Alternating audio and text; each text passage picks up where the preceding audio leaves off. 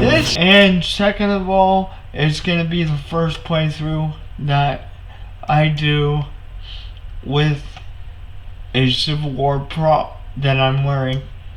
Yes, this is a Union cap and we're playing as the South, but honestly, I enjoy playing as the South, so we're going to do a campaign as the South first, and then we'll do a Union campaign after that, after we beat the South campaign.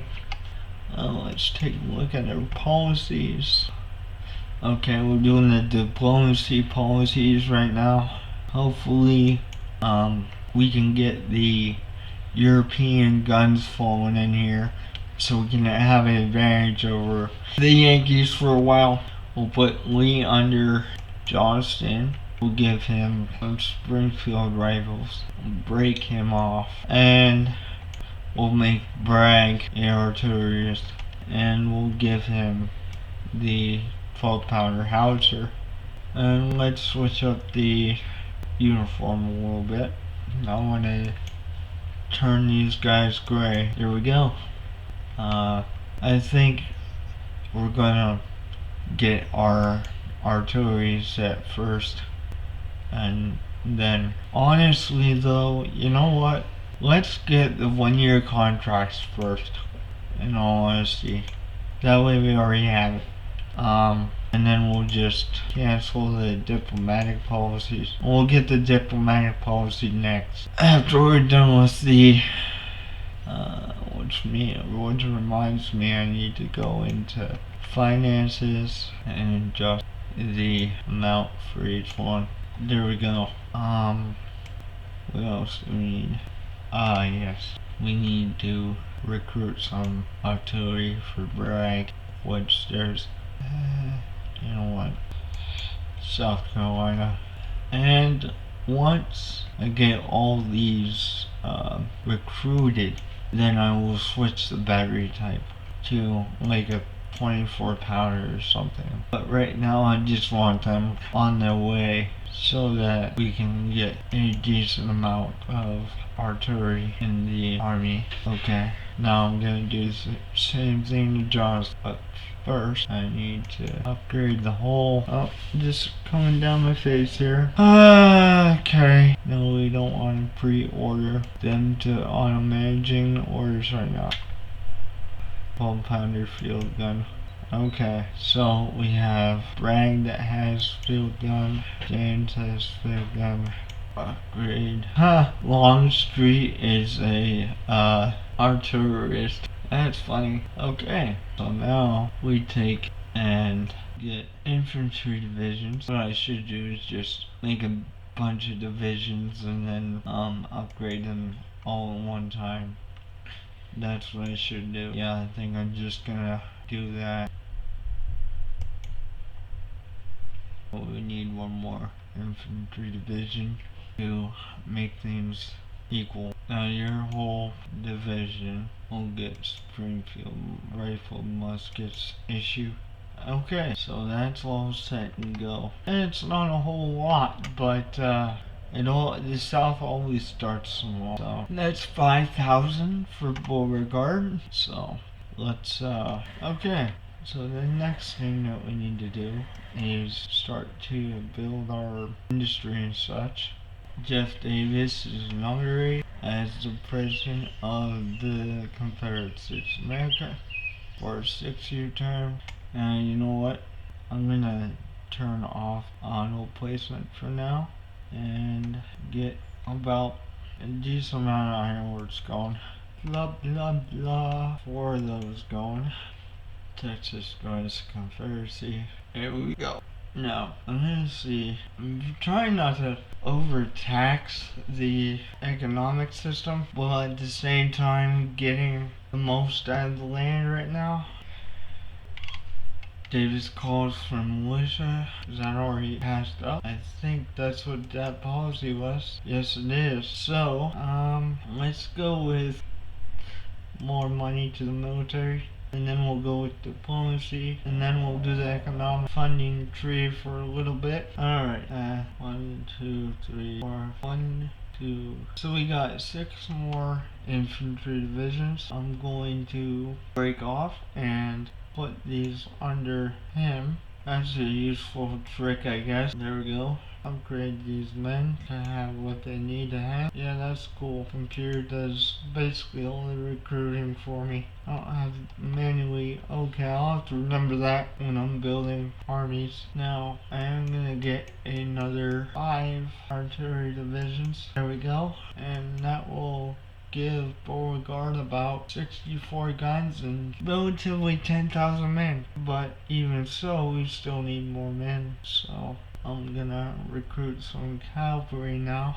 Take these off and tell them that 5 cavalry divisions. I'm gonna get 1 more infantry division as well. 5 brigades. Awesome. That gives Beauregard 16,000 men. That should be enough to be getting on with. I like that auto generate thing. It's pretty cool. A lot quicker. You know what? Just to be safe, I think we should recruit 5 more divisions, honestly, because, I don't know, I just feel like we need to have another commander with another 5 divisions.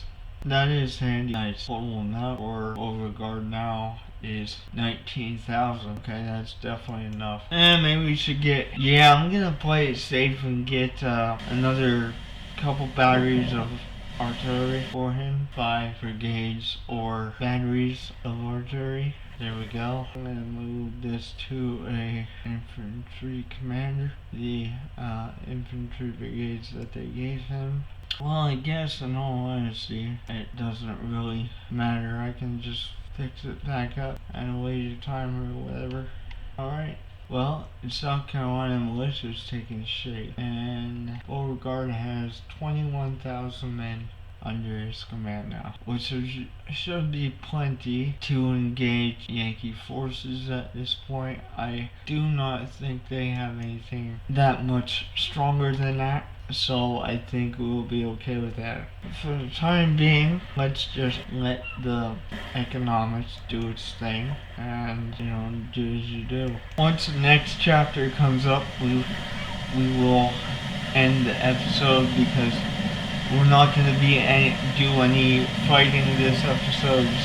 Just preparing for the Civil War that's looming over the horizon, and that's all we'll be doing this episode. And then the next one we'll try to do a couple engagements after that and see how we do. I want to see real quick how many guns Beauregard actually has. Okay, he has about 94 artillery pieces in his entire army once it all gets here, which is actually more than what I typically put in at the beginning. Actually, this entire army is bigger than what I have put into the Confederate Army at the very beginning. And so hopefully we should be able to engage the Yankee forces with relative ease. I mean, I'm not expecting it to be perfect, but 94 guns and a total amount of 21,000 men. Yeah, I'm pretty sure the most they're gonna have is maybe 30.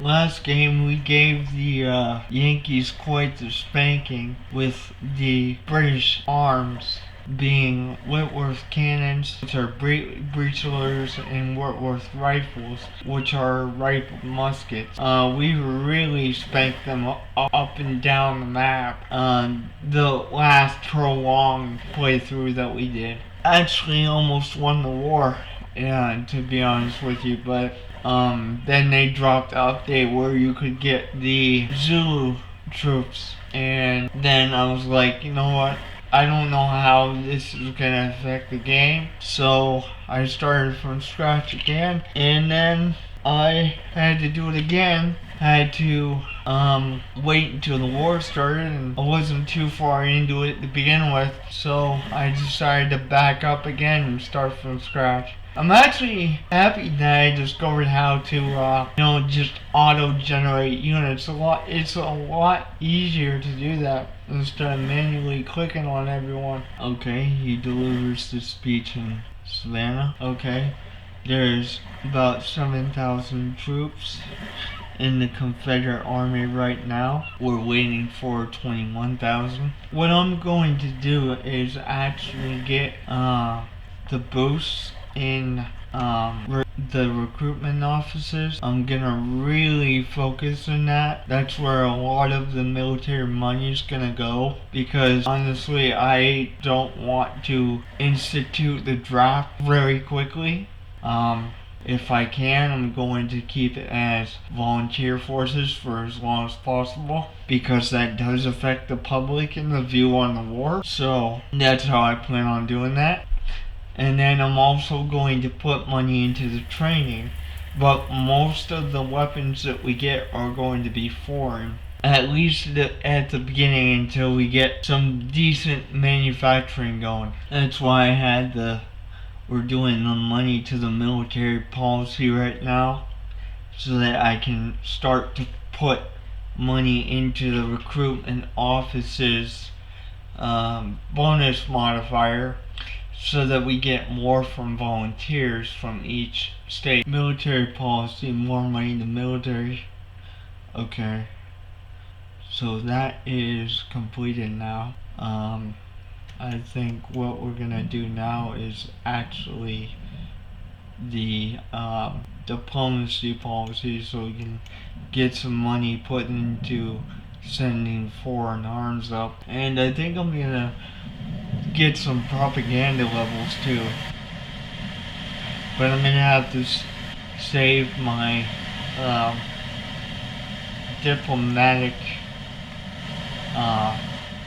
money things to be able to do that. Then once we get the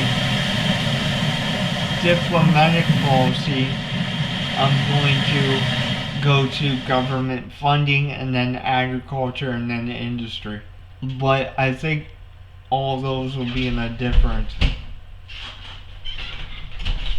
episode, to be honest with you.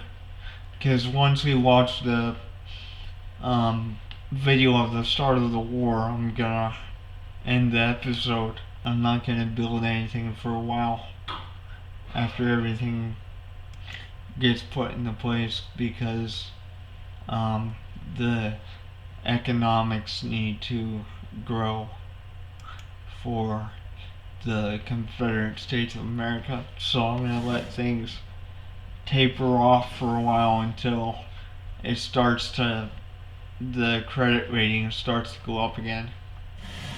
We got 8,600 men in the Confederate Army total right now. I'm gonna adjust how that army is configured for a minute there. Make sure we got it looking the way we want this thing to look. Looks like we do. I just want to make sure that we got that. This is actually the largest army I built this early in the game. I've had armies as big as 100,000, but it's the largest one I've built pre-war, before the war. We will see how it goes. We should be able to fight the Yankees on a decent level. We're still going to be outgunned, we're still going to be outnumbered, but we should be able to give them a run for the money for a little bit. Once we get the British arms flowing through, and I'm talking to artillery more specifically, then the tide of the war is going to flip. We might even start winning the war before we even get that, at least defensively. But once we do get the Whitworth breech-loader cannons, we're going to start going on the offensive and going into the north. Maybe even before then. But what's really going to flip the battles is when I get the Whitworth rifles from Britain. That field hospital is almost done. That's good. Yeah, the economics now are starting to go up. We got triple B minus. It was double B plus, so they're starting to go up now.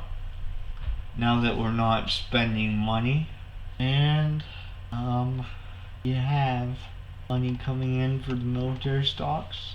So I'm gonna look down and see how much we gotta get to get the recruitment offices. Not much more, honestly. Springfield rifles we can get right now. We can produce our own Springfield rifles. But I'm gonna wait until we get the British guns coming in here, or at least the Austrian guns.